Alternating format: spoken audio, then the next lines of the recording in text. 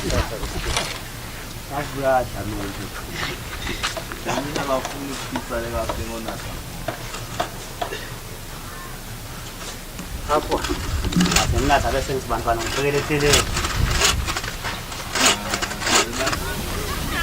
name is Pam Carlson, and I'm sitting with you today on the T Road in a rural area called Lamgabi in north-central Swaziland in southern Africa. The charity NGO that my husband and I have started is called Swazi Kids Society. The foundation of our program is education. We have currently 60 kids in elementary school and secondary school that are being educated that otherwise wouldn't have been. At its high point, we had 85 one year, but our kids are getting older, they're graduating, they're leaving high school, and we are moving them whenever possible into trade schools, colleges, and universities. This year, we have 14 children, older children, young adults, in our post-secondary program. The areas of study range from nursing. We've graduated 1 year nurse. We have another young girl in 3rd year nursing. We have a young man who's just entered his 1st year in civil engineering. We have 2 boys taking electrical, studying to become electricians. We have a number in career colleges taking general accounting, bookkeeping, and office-oriented, generic office-oriented skills. That part of the program is very capital intensive, costs a lot of money. A number of these kids, most of those kids at the older level, in fact most of the children throughout our program are down to one parent or no parents, in many cases no parents at all.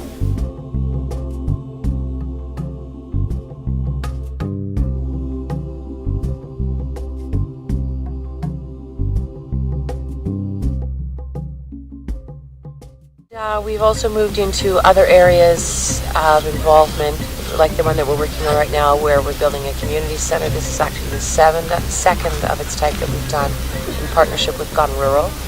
We have built a home that now houses 10 displaced children in the south central region, an area called Kampishani, in partnership with another NGO here, an American-based NGO, and the homes are in an area called New Life Homes. We've also built a smaller dwelling in the outskirts of Baban, which is one of the 2 main cities in Swaziland, for a very destitute family through SOS Children's Village. We've drilled 3 wells that come to mind, and we've also been involved in other water projects. We've bought 5,000 liter tanks, we've provided piping, tapping, catchment systems, quite a bit involved in water as well. Other projects that we've been involved in would include playground structures. In 2010, I've been quite involved in a halfway house for really hard done by children on the outskirts of Manzini. And whenever we're here in the country, we make a deliberate effort to visit a couple of homes where children are being kept for sometimes short amounts of time, sometimes unfortunately years. And so we load up on formula, nappies, and we hit the local fruit markets and load up the back of the vehicle. Do I have apples? No. No apples. Okay. So apples here? 150, 170. Yeah, I heard. Pears, yes. 190. Are they ready? Pears here. I don't think I need 190. but I'll do one here. 10 from this lady. As well, in this year, we've embarked on a whole new adventure. We're into microfinance, and I use that word loosely. It's actually technically not microfinance. It's actually a turn of phrase. It's referred to as village banking. We are educating a group of our women at Gone Rural to bank for themselves. So we're not actually lending the women any money. We're educating them. They're getting math literacy and literacy training generally on how to borrow and lend to each other, how to repay with terms, with interest, and how to raise capital for themselves. Swaziland is a very small African country. It's in the deep south. It shares about 2/3 of its border with South Africa, and the remaining border to the east is with Mozambique. It's inland, it's not on the ocean. It is about 1 million people. When we started to travel here, I'd read stats that said it was up as high as 1.2. And then in the height of the AIDS epidemic, I had also read stats that said that they lost as many as over 200,000 people, so that the population was down around 900,000. It's about the size of the state of New Jersey. The language spoken, primary language, is Swazi.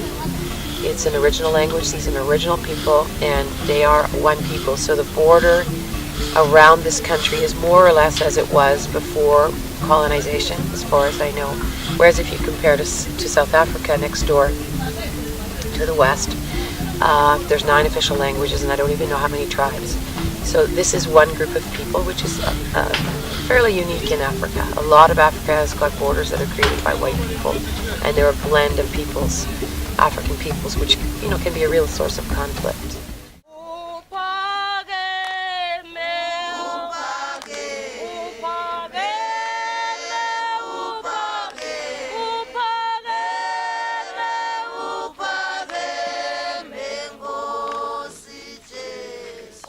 When we started to come to this country, we did not realize, we weren't afraid of it, but we didn't realize that we were at the beginning, sort of the bottom to the middle of the curve of the HIV pandemic, which hit this country as hard or harder than anywhere else in the world.